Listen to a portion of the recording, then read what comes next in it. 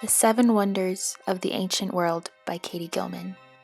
The Great Pyramids, located in Giza, on the west bank of the Nile River, north of Cairo in Egypt, is the only wonder of the ancient world that has survived to this present day. The nearly symmetrical Egyptian pyramids were built without the aid of modern tools or surveying equipment. So, how did the Egyptians build the pyramids?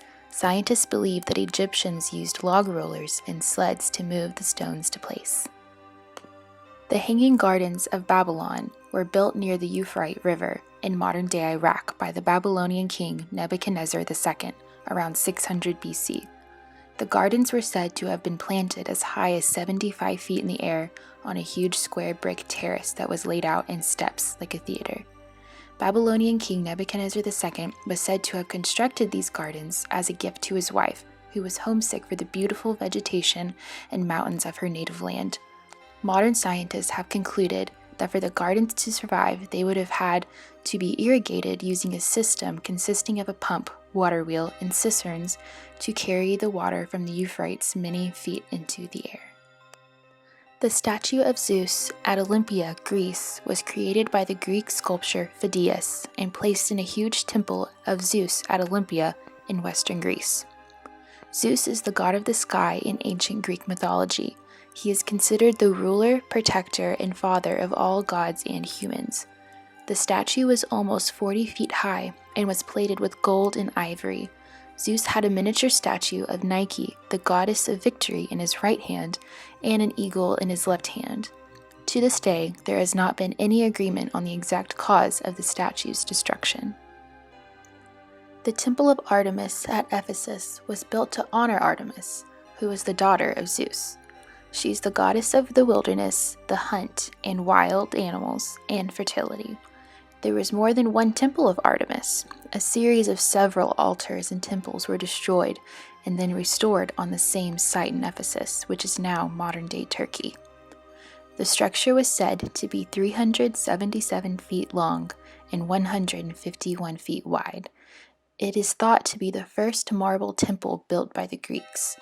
36 of its columns were decorative carved, and it also boasted a statue most likely created out of ebony to honor the goddess. The mausoleum at Halicarnassus is located in what is now southeastern Turkey.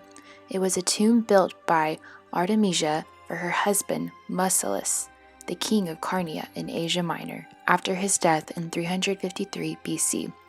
The mausoleum was made of white marble and is possibly around 135 feet high.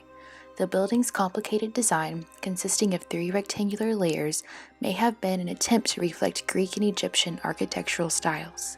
The first layer was a 60-foot base of steps, followed by a middle layer of 36 iconic columns and a stepped, pyramid-shaped roof. At the very top of the roof was the tomb decorated by the work of 4 sculptures and a 20-foot marble rendition of a 4-horse chariot.